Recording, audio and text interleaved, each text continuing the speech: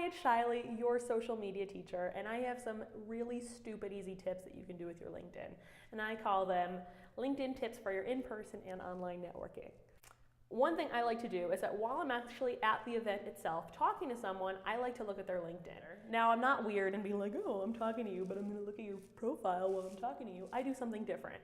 I look through it with them because, of course, at the end of our interaction, we're going to want to connect on the internet some way, somehow. And I use it as an opportunity to find out what we have in common. Oh, you worked at the Ellen DeGeneres show. How cool is that? Maybe they don't like talking about it, so maybe I'll skip that. This has worked for me before. I actually was at an event where somebody who runs a very prominent organization was speaking, and I looked at her profile and I saw that we had a lot of really awesome mutual connection. And I wanted to talk to her, and I knew she'd be a popular person to reach out to.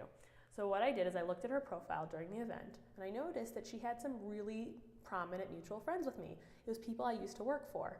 So what I did is I went up to her right after the event, and I said, hey, I know so-and-so and so-and-so at X company. I used to work for them. I wanted to say thank you for speaking or whatever. And within like a 30-second conversation, she gave me a name and an event that I needed to check out. And it opened up lots of doors for me. And it was all I had to do was ask and show off my legitimacy to her, because those names mattered. Now, speaking of legitimacy, is your profile up to date?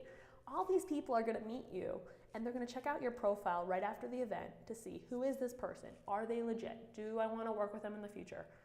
Who are they? Who do they know? So if your profile doesn't use up all of the prime real estate that you have there, you're missing an opportunity here. So things you should keep in mind. You have that beautiful banner that you can put as a background to your profile. Use it. You can put marketing there. You can put photos on there. You can put your favorite quote. You can put a picture of your city on there. I put Chicago on mine. You can do lots of stuff. You can also update your skills. What are the skills that you want to be hired for or want to connect with? It's not just for job seekers, believe me. And then you can put pictures on there, stories, put some goodness in that bio. I want to be able to read that bio and know it's only yours. I want to read it and know that nobody else in the world can write that same phrase. And I'm telling you this because I read about a lot of LinkedIn bios, and 90% of them are boring, like really boring. So give me something to get me excited. Stand out, take the opportunity. And the last thing, follow up. Now, every good networker knows that you have to send a follow-up email.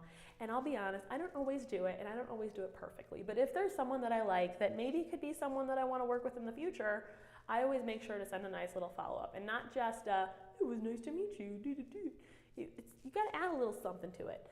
Add a little personal nugget. Tell me about something we have in common. Share with me something that you're interested in. Is there an article that you like that you think I'll like too? Make it a little bit fun and make it a little bit personal, because any good networker knows it's not about that one interaction. It's about the interactions that will come in the years to come. And now let me tell you a bonus tip here. This is totally a Shiley tip. I don't know if anybody else uses this, but I love it. Now, I don't use a big fancy CRM like some of you do.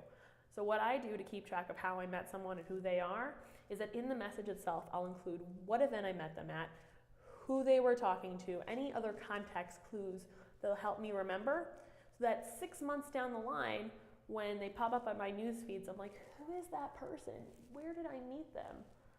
I now can look it up and say, oh, I met them at so-and-so event. We talked about X. And now over time, it's going to make that relationship just mesh a little easier. And I've had this work for me before, using Twitter, using Facebook, all sorts of different places.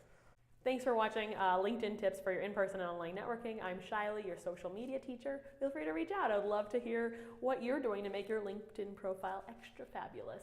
Talk soon. Bye.